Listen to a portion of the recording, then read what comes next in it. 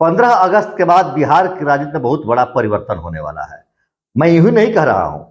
ठीक 26 जनवरी के बाद से जब देश गणतंत्र दिवस समारोह मना लिया, उसके बाद से बिहार की राजनीति में परिवर्तन हुआ, बिहार की सरकार बदल गई।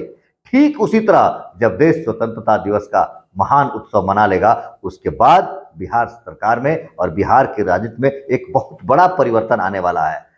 मैं यूं ही नहीं कह रहा हूं, पहले आप वीडियो देखिए, फिर आप समझिए कि किस तरह से बिहार की राजनीति करवट ले रही है।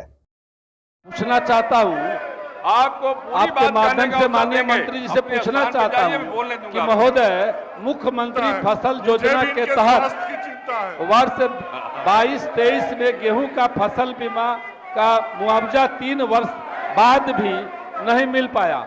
महोदय, किसानों में नाराजगी है। माननीय मंत्री महोदय एक समय सीमा निर्धारित करें कि कब तक मुआवजा मिल जाएगा। माननीय मंत्री सहकारिता विभाग। माननीय अध्यक्ष महोदय, पहले 17 तक प्रधानमंत्री फसल बीमा योजना होता था। उस फसल बीमा के माध्यम से सभी किसानों को फसल बीमा का लाभ मिलता था, यानी बाढ़ आता तभी बैंक के द्वारा, किसान के द्वारा फसल बीमा प्रधानमंत्री योजना का था तो सब किसानों को लाभ मिलता था। जब राज्य सरकार करने लगी तो उसका लाभ नहीं मिल रहा है। पूरक क्या है? पूरक यही है कि फसल बीमा केंद्र सरकार को दे दिया जाए कि ताकि वो समय समय पर बीमा करे और उसका लाभ मिले। राज्य सरकार का बीमा समय पर नहीं मिल पाता है और पूरे देश में महोदय ये अलग अलग राज्यों में सब जगह प्रधानमंत्री बीमा होता है। बिहार ही एक राज्य है जिसमें फसल बीमा राज्य सरकार करती है, बाकी सब जगह केंद्र सरकार हो गया।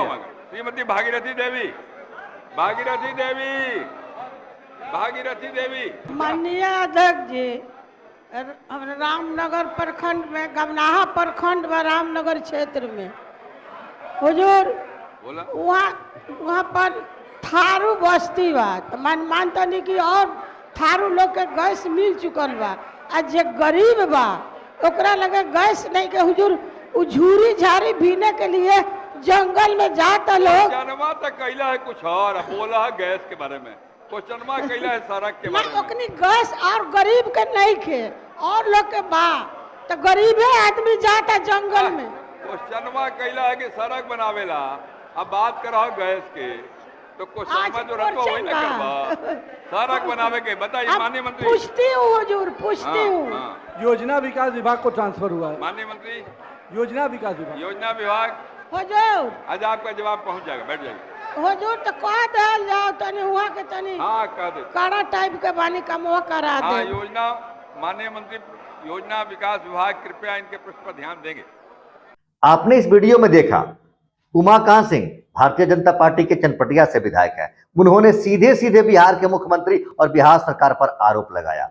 जो किसानों को अनाज के लिए या उनकी फसल के लिए जो बीमा राशि मिलती है, उनका कहना है कि केंद्र सरकार के हाथ में जब यह था, या अन्य राज्यों में जहां केंद्र सरकार इसकी देखरेख करती है, वहां के सभी किसानों को इसका लाभ मिलता है, लेकिन बिहार में सभी किसानों को लाभ नहीं मिलता है। मतलब नीतीश कुमार कहीं ना कहीं दोषी हैं और वो नीतीश कुमार को कटघरे में खड़ा कर रहे हैं।